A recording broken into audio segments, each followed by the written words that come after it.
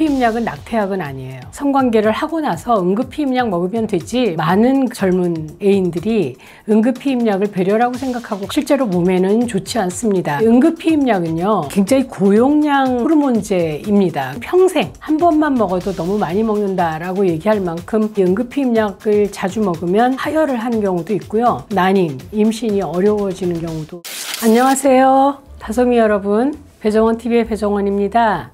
오늘은 그 응급피임약에 대한 이야기를 좀 해보려고 해요.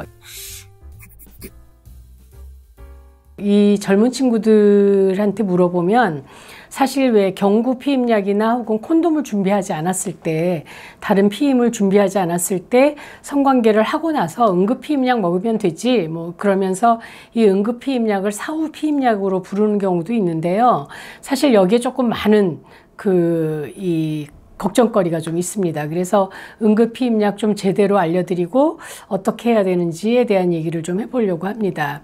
이 응급피임약은 이제 의사 처방을 받아야 되기도 하지만 젊은 애인들이 응급피임약을 배려라고 생각하고 갖다 주는 경우가, 이렇게 처방을 받아서 갖다 주는 경우가 많은 것 같아요. 사실 뭐 매일 같은 시간에 이 피임약을 먹는 게 아니고, 콘돔처럼 약간 사용했을 때 좀 느낌이 떨어지는 게 아니고, 성관계가 끝나고 나서 그 약을 한 번이나 두 번 먹으면 피임 효과가 있다고 하니까 좀 편안한, 간편한 느낌이 들어서 응급피임약을 좀 많이 먹는 것 같은데 실제로 몸에는 좋지 않습니다. 응급피임약은 레보놀게스트렐이라는 것과 울리프리스탈계, 이렇게 두 가지 종류가 있습니다. 근데 레보놀게스트렐은 여러분들 흔히 아는 노레보정이에요. 노레보정이나 뭐 포스티노나 이런 것들인데 성관계 후에 72시간 안에 먹는 약이고, 또 울리프리스탈은 뭐 엘라원정이라든지 엘라오일정, 그래서 먹는 약들인데 이거는 성교 후에 120시간까지 먹을 수 있는 약입니다. 그래서 아무래도 약효 시간이 길기 때문에 후자를 좀 더 많이 먹는 것 같은데요.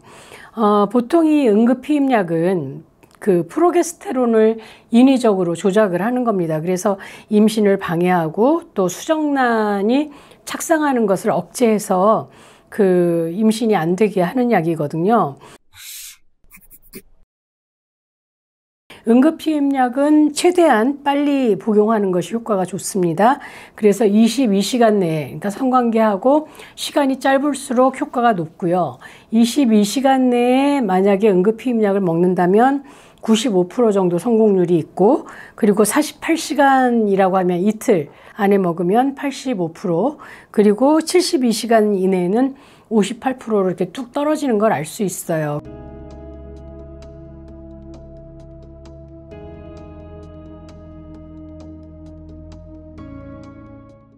이 한 주기, 생리주기 한 주기 안에 응급피임약을 한 번 정도 먹는 거는 효과가 좋을 수 있지만, 이 한 주기 안에 여러 번 먹으면 먹을수록 효과가 떨어집니다. 그래서 자주 먹으면 안 되고요. 이건 아마 몸이 약에 적응을 하기 때문입니다.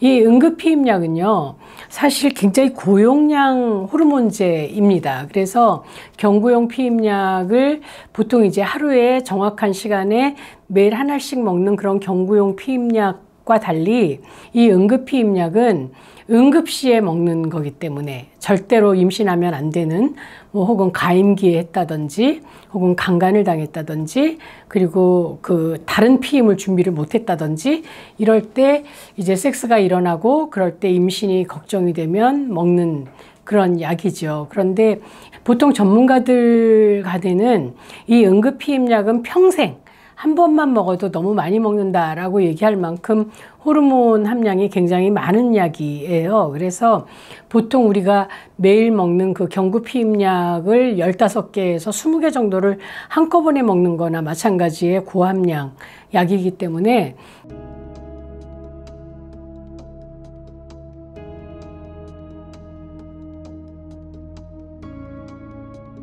이 약을 계속 먹으면 부작용이 아무래도 심하겠죠.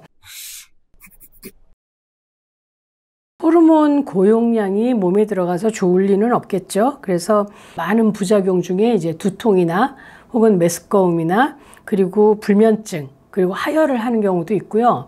제가 들어본 경우에는 막 너무 심하게 토하고 그리고 그 유방통 때문에 굉장히 힘들어하는 그런 젊은 여성들을 봤어요. 그래서 응급 피임약은 가능하면 안 드시는 게 좋습니다. 응급이기 때문에.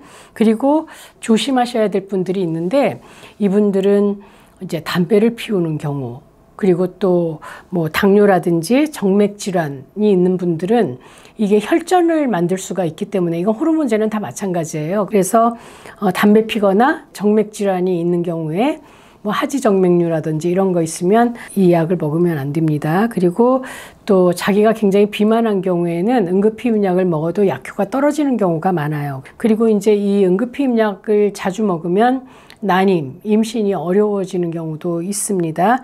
그리고 피임 실패율은 작지만 이 한 주기 안에 여러 번 먹는 거는 여자의 몸에 무리가 갈 수 있기 때문에 콘돔이나 피임약을 같이 먹으면서 피임을 실천하는 게 바람직하다라고 말씀을 드리고 싶어요.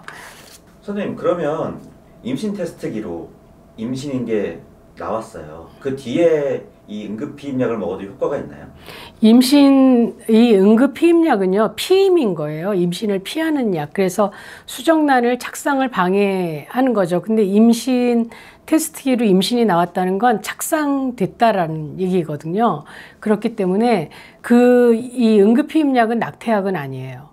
그렇기 때문에 안 먹어야 하고 임신 중지를 위해서 응급피임약을 먹으려고 하는 거잖아요. 그렇기 때문에 다른 방법을 찾아보는 게 좋을 것 같아요. 병원 가셔서 의사와 상의를 하시는 게 맞습니다.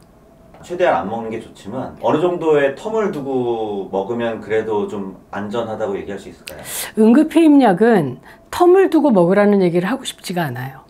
그러니까 정말 가능하면 안 먹는 게 좋은데, 근데 정말 들리는 말에 의하면 응급피임약을 굉장히 자주 먹더라고요. 성관계를 할 때마다 뭐 피임 준비를 할 수가 없으니 응급피임약 먹으면 효과도 높고 그러니까 좋다라고 얘기를 하는데, 호르몬 함량이 굉장히 높으니까 저는 텀을 가지고 먹어서는 안 된다고 말하고 싶어요. 그래서 그 전문가들 중에는 평생 한 번도 먹지 않으면 더 좋다라고 얘기를 할 정도의 약이니까 응급피임약은 정말 응급시에만 드셔야 됩니다. 여러분 잊지 않으셨죠? 구독, 좋아요, 알림 설정까지.